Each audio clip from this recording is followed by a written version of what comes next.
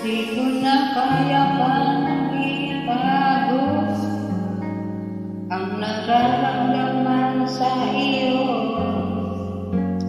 Umaasang ikaw sana